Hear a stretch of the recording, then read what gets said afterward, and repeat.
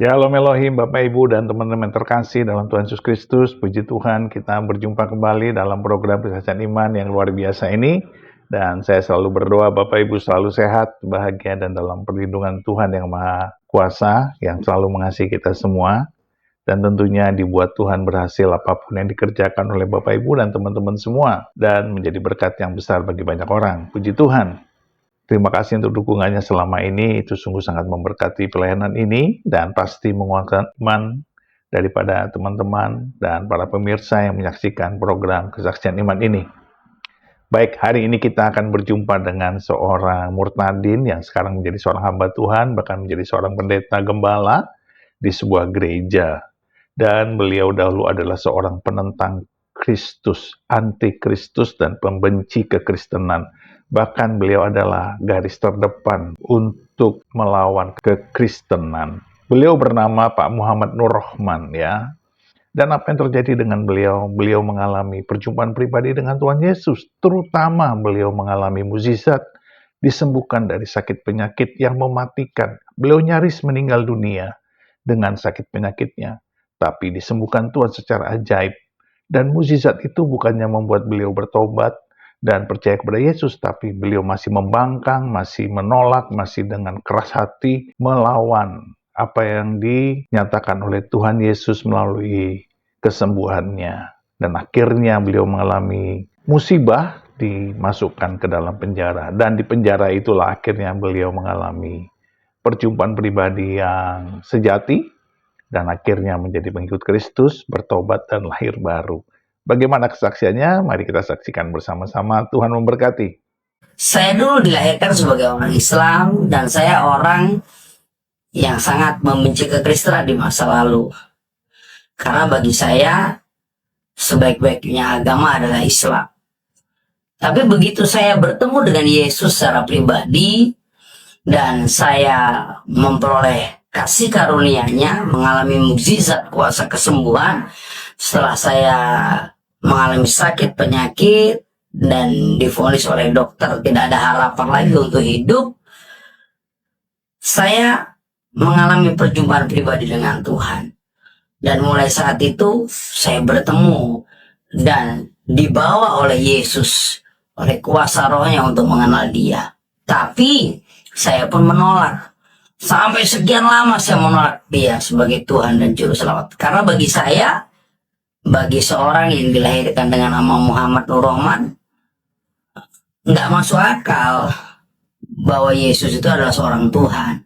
Isa itu adalah seorang Tuhan. Itu tidak masuk akal.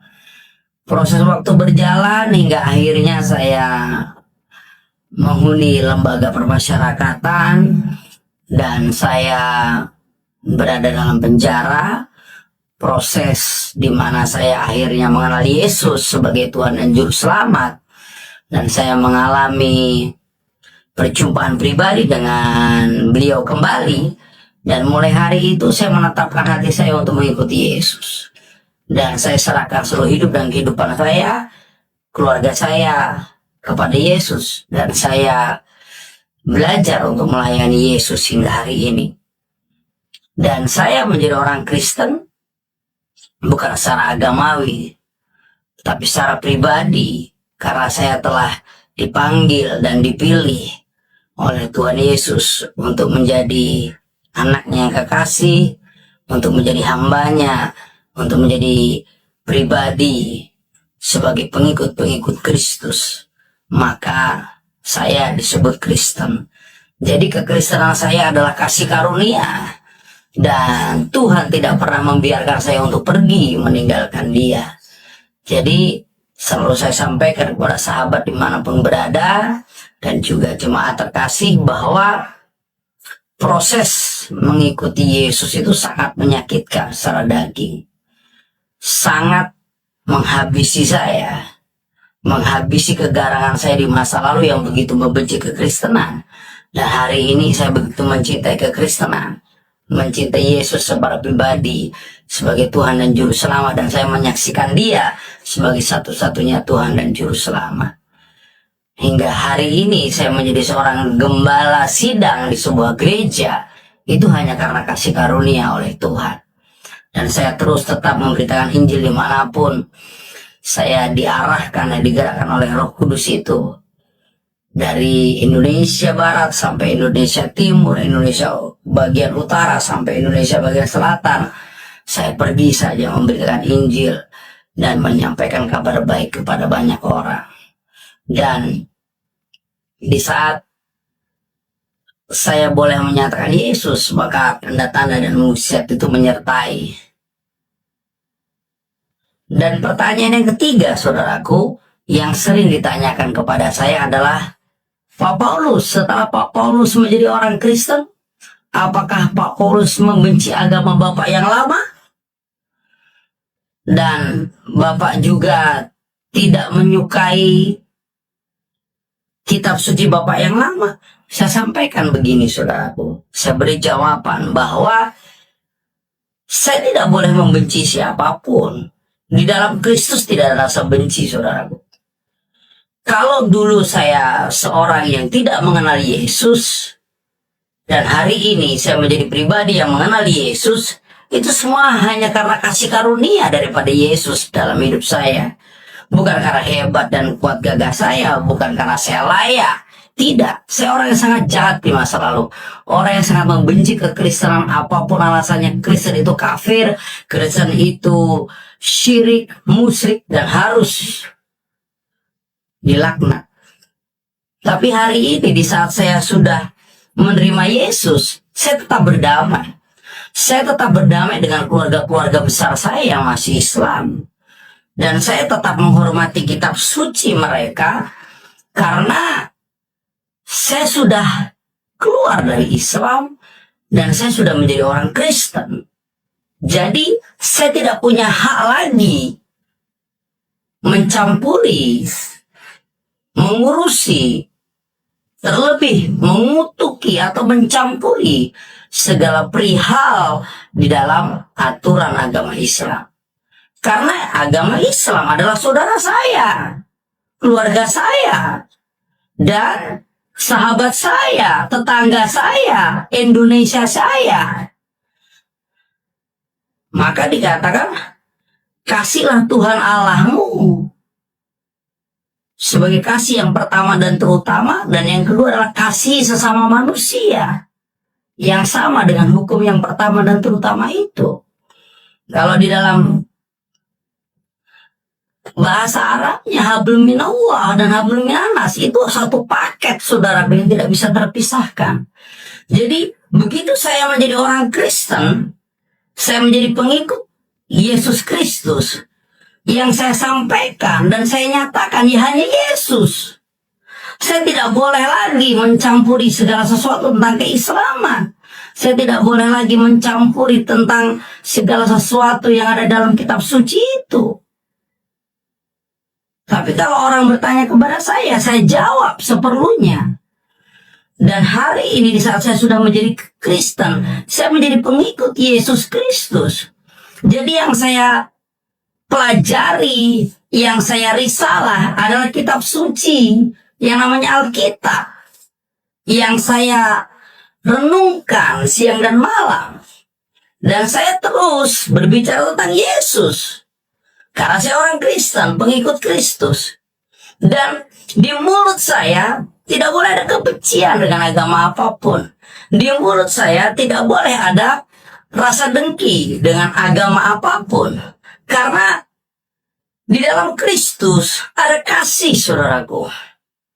Ada kasih. Bahkan di dalam 2 Timotius 1 ayat 7 dikatakan roh yang ada padamu bukan roh ketakutan, melainkan roh yang membangkitkan kekuatan, kasih, dan ketertiban. Jadi ketiga roh ini harus menguasai hidup kita, saudaraku. Bahwa kita harus hidup dalam iman percaya yang semakin kuat di dalam Yesus, tapi kasih kita pun semakin besar kepada Tuhan Yesus kita dan kepada sesama manusia. Jadi kita tidak boleh membenci siapapun. Terlebih kita mencampuri agama yang lain. Tidak. Saudaraku. Bahkan hari-hari ini viral di medsos. Ada seorang pribadi yang ingin membela kekristenan. Saya katakan nggak perlu kau bela kekristenan kawan. Kalau kita sudah hijrah menjadi pribadi Kristen, maka yang kita bicarakan hanya Yesus saja. Tidak boleh yang lain. Satu. Dan yang kedua, kekristenan tidak perlu dibela oleh siapapun. Karena kita punya Tuhan yang hidup, Tuhan yang dahsyat, Tuhan yang luar biasa. Yesus itu gunung batu kita, keselamatan kita, kota benteng kita. Dia bunker kita. Di luar dia, kita tidak bisa berbuat apa-apa. Bahkan dikatakan di dalam kitab Injil, jika Injil kita sama sebagai orang Kristen, kasihlah musuhmu. Untuk seorang musuh aja kita wajib mengasihi. Terlebih yang bukan musuh. Jangan kita jadikan musuh. Mari kita nyatakan kasih itu. Dan mari kita tertib dalam kehidupan iman kita. Tertib dalam bahasa aslinya adalah sound mind. Kita dengar-dengaran dengan Tuhan. Kita lakukan kehendak Tuhan dalam hidup kita. Berjalan sesuai dengan kehendak Tuhan. Jadi kita akan membawa damai. Kalau kita tidak menjadi penurut-penurut Tuhan, kita tidak memiliki sound mind-nya Kristus dalam kegerakan kita, maka kita tidak akan pernah bisa membawa damai. Bahkan saya katakan, kalau ada orang yang mengaku Kristen tapi masih menghujat orang lain, belum ada Roh Kudus dalam hidupnya. Kalau ada orang yang mengaku Kristen tapi tidak nurut dengan perkataan Tuhan, bahkan merasa Kristen perlu dibela, salah kawan. Kristen gak pernah perlu dibela. Kita ini debu tanah. Yesus yang Maha Kuasa, Dia pembela agung kita. Jadi saudaraku terkasih dalam Tuhan, di saat saya ditanya seperti itu, saya selalu katakan, begitu saya menjadi seorang pribadi Kristen, terlebih hari ini saya menjadi seorang gembala di suatu gereja, saya selalu katakan, hanya Yesus saja, satu-satunya Tuhan, satu-satunya Juru Selamat, satu-satunya yang perlu kita teladani, satu-satunya yang perlu kita ikuti. Dan mari kita mengasihi semuanya. Mari kita menyatakan kasih kepada semua. Dan mari kita berdamai dengan semua. Karena musuh kita bukan darah dan daging.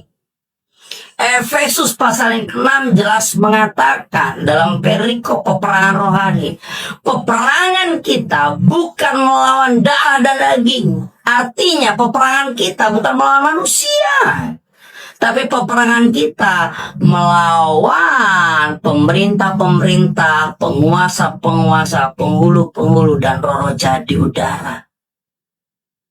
Segala setan, segala kuasa roh jahat, begu gajah, begu pendek, begu momok, begu lato, itu harus kita sikat, saudaraku.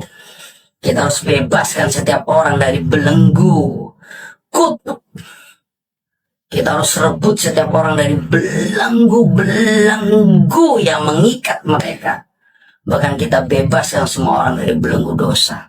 Dan kita bawa kepada keselamatan di dalam nama Yesus Kristus Tuhan.